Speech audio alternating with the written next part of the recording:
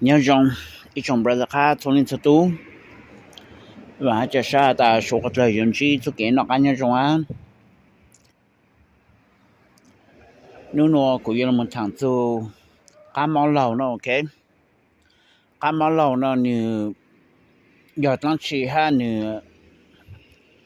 giờ lịch trang ha như ô lịch trang nó ok so basically the word already said it all okay cá máu lầu chỉ tụi cái nó máu lầu nó okแต่是你有马路的讲了 OK กูจะ谈这里กู到哈กู包哈กู experience นะ OK 噶马路呢跟你马路轮到他有么你做新教呢 OK 你样个边么你 sport 个么你 over sport 呢 OK 你比赛的个么你 sport like every other day every week 都好呢 OK so 这个你 stiff 了呢你讲个是 stiff 哈你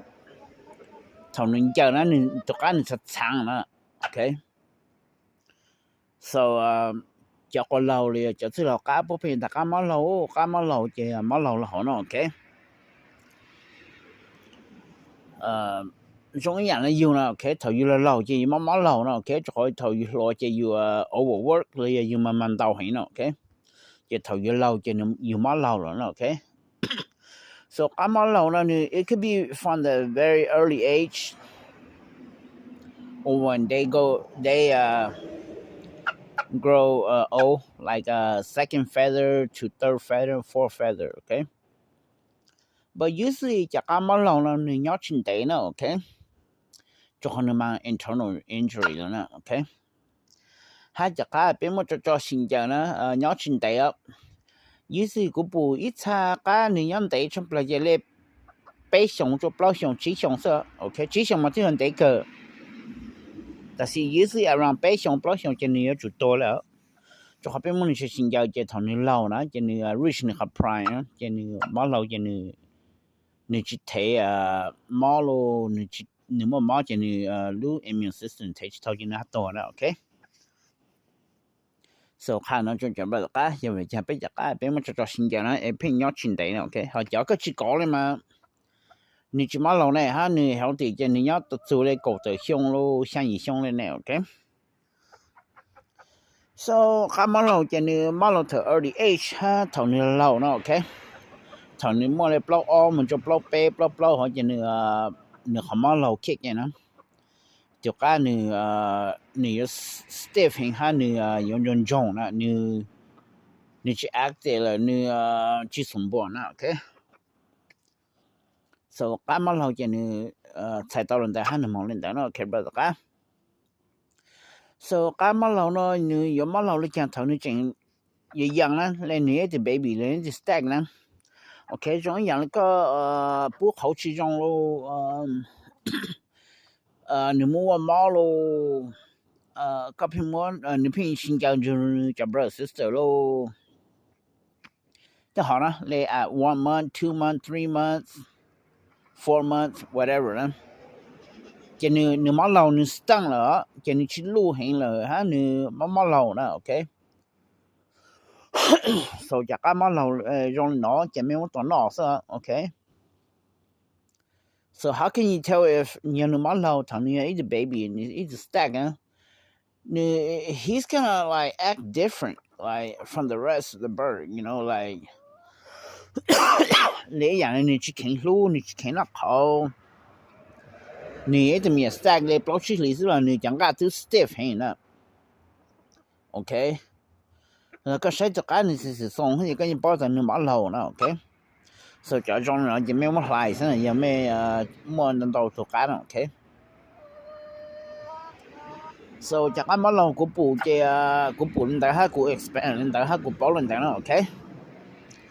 so 三趟看了就这不个没偏拿这个老偏但个马老呢一直偏去到呢 so 你莫阿被问题嘞你莫阿被后卫你马老好呢 OK 你马老人的可能莫马 OK 你和被不理解你叫growth 你 stang 了呢你叫来去路了呢 OK so 你马老了好 liền như mò mò như xin chờ cho họ cho nên cho là mò lầu cho nên chỉ kiện lù nên cho là mệt nên cho là stung cho nên cho là giống như mệt nè okay nên cho chỉ lù nè cho nên giống như cả trộn nè okay so I had some of those birds you know in the past where your brother sister bố mình xin chờ thì tụi cá cho chỉ kiện lù nè I have one brother that's like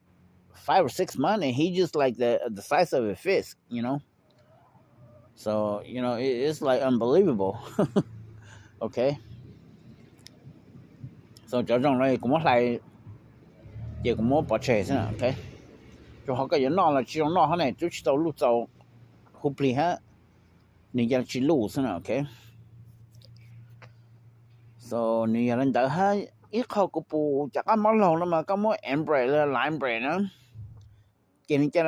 DNA cho là stung là nên cho là mất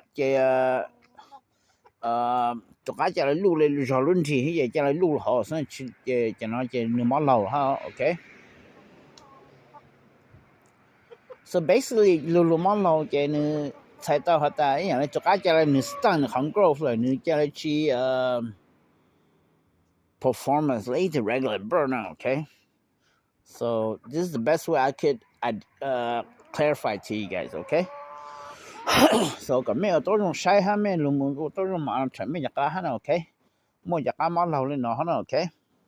Due to genetic, you know, line breeding, inbreeding, or it could be sometimes crossbreeding too, you know, because a long time ago the ancestor has been line bred or inbred, okay? That's why the genetic is corrupt. So, nó kick out tao giặc mà lâu lên đó okay? Là giờ nếu mà mò thằng mình ai le thằng mình chú ta cái đó nếu mà mò thì cho lại rong luôn á thì cho lại mò lầu nè cho lại chi performance đó okay nên cho lại chi cảm xúc cá lô nên cho lại chi chiều nếu mà cái người ít cho cá sẵn ít cho cá unique rồi thế nào okay nên cho lại cho cá tại châu rồi nên lúc nó cày cho lại giăng là okay còn nó khán thằng là mấy sắc cá mà nên lúc nó cày nè chi con ó cho nên chỗ bù cho chúng mà phê đó cho thằng mình to nó cho nên nó cái lù lên lúc chun giá nè the rice like the size of a rice you know I had birds like that in the past you know well yeah they're very healthy they're very big but bố mình chỗ bù chỉ thằng nó cho cũng mất to nó cũng sai nửa lúc bò nữa cho lù rồi lên lù rice you know lù giá nè lù chun nè okay so mấyวันวันmấy thằng lão cái bên chỗ bù chỉ thằng nó还怎么赔呢？这他们到那也没 check 你弄改呢，这你弄改路了就出生。Okay, I don't know what caused that. It could be genetic or the food that we feed into the bird, you know. So, cái món lâu cho nên mỗi biết khâu về là họ nó okay. So it's gonna change the bird, you know. It could be due to cái món cái over spawn. Để thầu cái món spawn hàng cho nên lâu cho nên món lâu. You know more liền genetic liền như phiên sinh ra thành mỹ ái okay so cũng mất thằng là cái bé mua video sai ha mua bị thằng ha thế họ sao okay lấy qua cũng chơi video cái gì cũng mua thằng thi thằng thua là cái như chúng mua là do này nó okay ha cũng chúng mua cái thay chúng mình sai lệ trên trên mấy em boring you know yeah I will try to find here and there and make a video here and there got bé hat shine okay so I'm gonna talk about everything you know in life you know like the matrix politics my life experience chicken whatever okay it got bé một video shine okay thế thì cũng thằng tôi họ thả biệt cá lên đó okay cũng mà thay ha cho bé shine okay so cũng thằng nó sẽ okay có bé mua video sai lên chúng một comment một cái trọng tí là complain là compliment or whatever feel free to throw a comment okay cụ tế tao mấy mà tế cụ tế chỉ tao mấy cụ yêu chỉ tế okay tại sao YouTube những chỉ sound notification cho cụ là so I have to go check on all my videos 这是我切一步好看没，但是我们下一节我步的当然少看没，就是他我们切一看没也去补了，连 sometime 没看没，都我们下一节好看没罢了，OK， so 我看那这没事 ，OK， so you know New Year's around the corner, so 除了 3 weeks 的好生 ，OK，